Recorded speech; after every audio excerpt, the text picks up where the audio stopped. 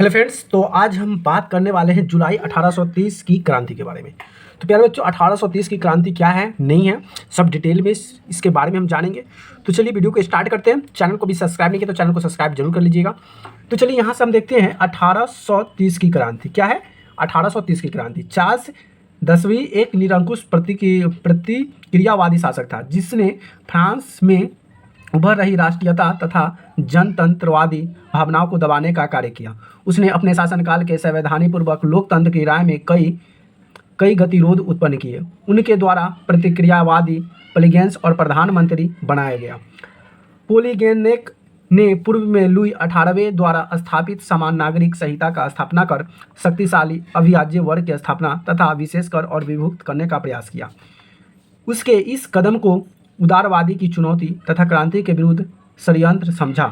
प्रतिनिधि सदन एक दूसरे के उदारवादियों ने पोलिगेनेक के विरुद्ध गहरा असंतोष प्रकट किया। चार्ल्स 10वां ने इस विरोध के प्रतिक्रिया स्वरूप 25 जुलाई 1830 ईस्वी को 4 अध्याय देशों द्वारा उदार तत्वों का गला घोटने का प्रयास किया गया। इन अध्याय देशों के विरोध में पेरिस के फ्रांस में लहर दौड़ गई और फ्रांस में 28 जून 1830 ईस्वी में गृह युद्ध आरंभ हो गया और बहुत भयानक युद्ध हुआ। इसी से ही जुलाई 1830 की क्रांति कहते हैं। परिणाम स्वरूप चार्ल्स एक्स फ्रांस की राजगद्दी त्याग कर इंग्लैंड पलायन कर गए। फिर यहाँ से क्या करते हैं, वह जो गद्दी होते हैं गद्दी छोड़कर, और वह कहाँ चले जाते हैं, राजगद्दी छोड़कर इंग्लैंड की तरफ दौरा करते हैं और इंग्लैंड चले जाते हैं। इस प्रकार फ्रांस का बुर्बो वंश के शासक का अंत हो जाता है। अब जो फ्रांस का बुर्बो वंश था, जो इंग्लैंड के लोग जो शासन कर रहे थे, वो चले जाते हैं और फिर उनका शासन गद्दी छोड़ देते हैं, जिससे उनका एक आज़ादी मिल जाती है।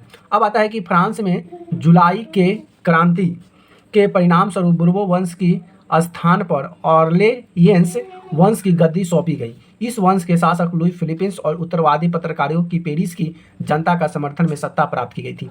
वह उसकी नीतियाँ उदारवादी एवं पक्ष में तथा संवैधानिक गोदनता का निर्मित रही थी। अब बात करते हैं 1830 की क्रांति का प्रभाव, इसका प्रभाव क्या हुआ। तो इस प्रकार क्या होता है प्यारे बच्चों, इस प्रकार जब प्रभाव पड़ता है सभी देशों पर, क्या तो इस प्रकार जुलाई की क्रांति की बात सूचक थी और देश के कट्टर राज सत्तावादियों का प्रभाव कम हो रहा था। वास्तव में यह क्रांति मध्यवर्गीय और लोक प्रसमुता के सिद्धांत की देन थी। इस क्रांति ने फ्रांसीसी क्रांति के सिद्धांत का पुनर्जीवित किया तथा वियना कांग्रेस उद्देश्य को निर्मूल सिद्ध कर दिया गया। इसका प्रभाव संपूर्ण यूरोप के परा और राष्ट्रीयता की भावना, देशभक्त की भावना का प्रस्फुटन जिस प्रकार हुआ, उसे सभी यूरोपियन राष्ट्रों के राजनैतिक एकीकरण, संवैधानिक सुधारों एवं राष्ट्रवादों के विकास के मार्ग प्रशन्न किए। इटली और जर्मनी का एकीकरण एवं यूनान, पोलैंड एवं हंगरी का तत्कालीन व्यवस्था से राष्ट्रवादी की प्रभाव